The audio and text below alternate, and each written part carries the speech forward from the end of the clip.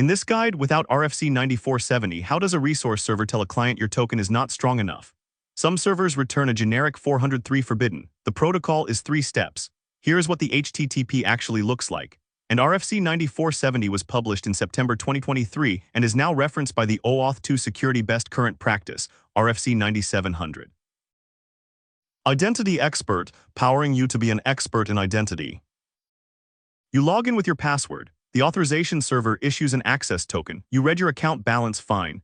Then you click transfer $10,000. The resource server looks at your token, sees the authentication context, and says, not strong enough. Log in again, this time with multi-factor authentication. RFC 9470, the OAuth 2 step-up authentication challenge protocol, defines the exact HTTP handshake for that moment.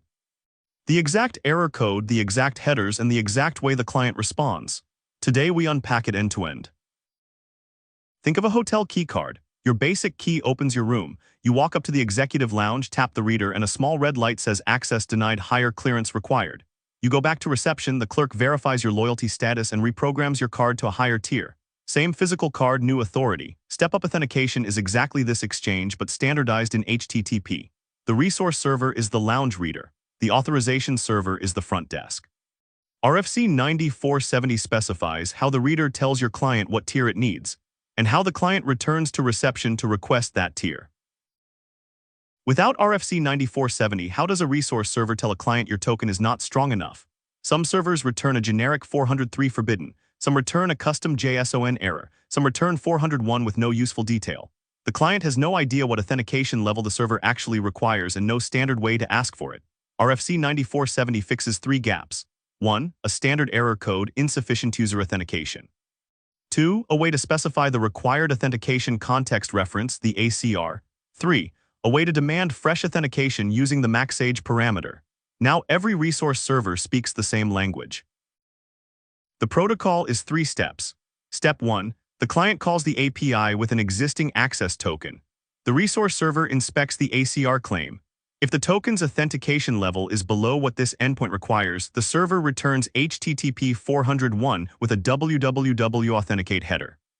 That header carries error equals insufficient user authentication, plus ACR values naming the required level, plus optionally maxage in seconds for how recent the authentication must be. Step 2. The client parses that challenge and reruns the authorization request to the AS, this time including those ACR values and maxage parameters. Step 3. The AS authenticates the user at the required level, issues a new token whose ACR claim reflects the upgrade, and the client retries the original API call.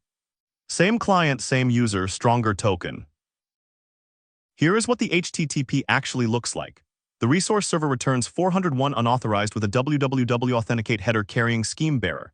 Error equals insufficient user authentication. ACR values equals the required identifier, for example earn mace, in common IAP silver, and maxage equals 900 for 15 minutes. The client redirects the user to the authorization endpoint, appending ACR values and maxage as query parameters. After the user re-authenticates at the requested level, the AS issues a new ID token and access token. Both carry the ACR claim with the satisfied level and the auth time claim with the timestamp of the fresh authentication event. The client retries the API request. This time the resource server accepts the token. Step-up auth has 3 failure modes worth naming.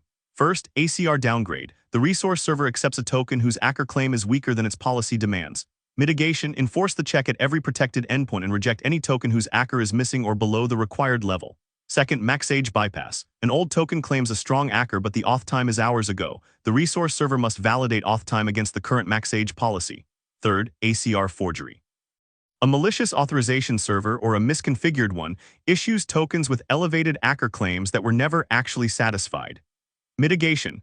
Trust only authorization servers you control, validate the issuer and audience, and bind tokens with DPoP or MTLS so they cannot be substituted. RFC 9470 was published in September 2023 and is now referenced by the OAuth 2 Security Best Current Practice, RFC 9700.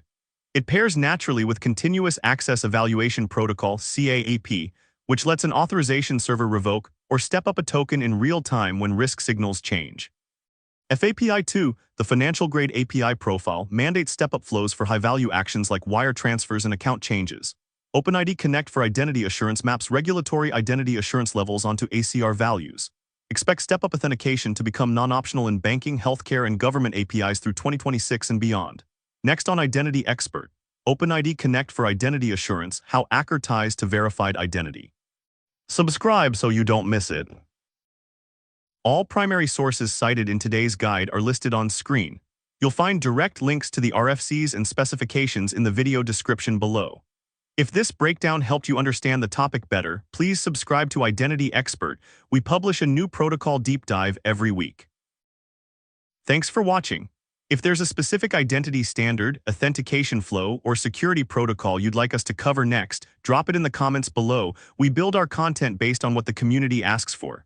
Subscribe and hit the bell so you never miss an episode.